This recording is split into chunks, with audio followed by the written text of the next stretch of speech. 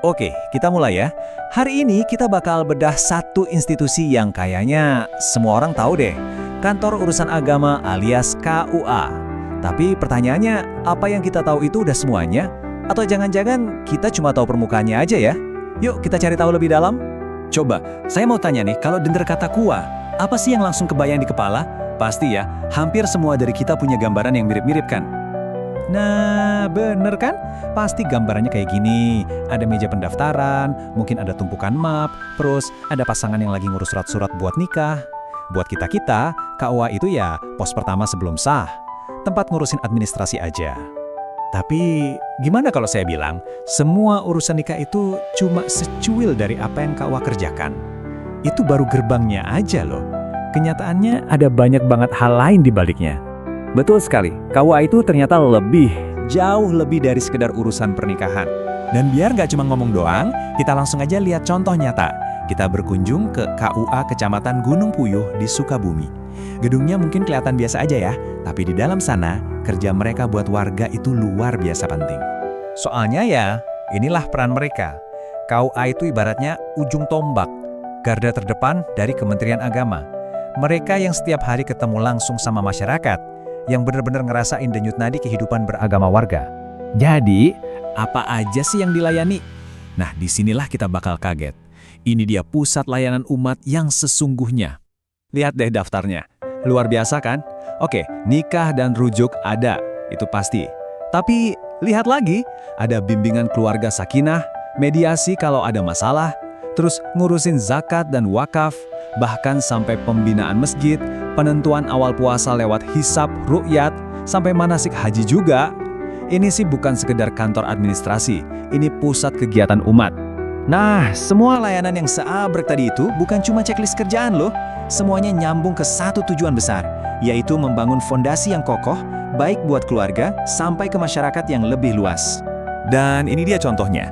Di satu sisi, mereka bisa turun tangan buat urusan yang sangat pribadi, kayak mediasi keluarga. Di sisi lain, mereka juga aktif di skala yang lebih besar, ngumpulin warga, ngadain pembinaan bareng-bareng. Dari yang paling kecil sampai yang paling luas, mereka ada. Ujung-ujungnya, semua ini buat apa?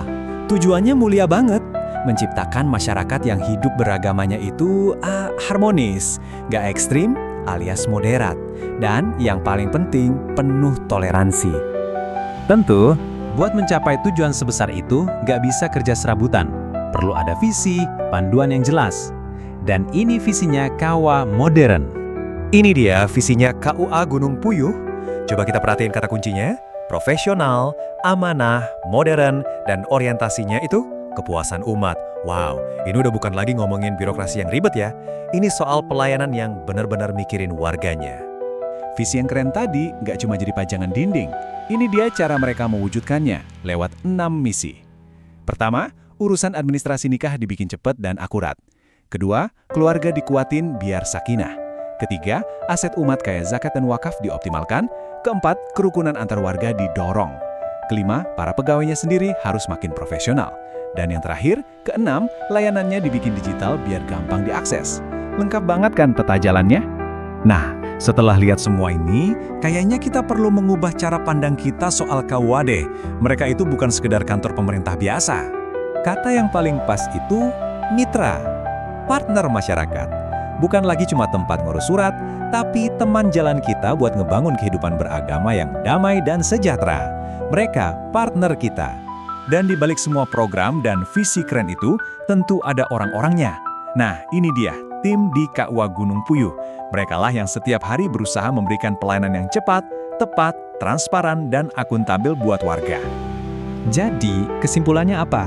Jelas banget. KUA itu bukan tempat yang cuma kita datengin sekali seumur hidup pas mau nikah doang.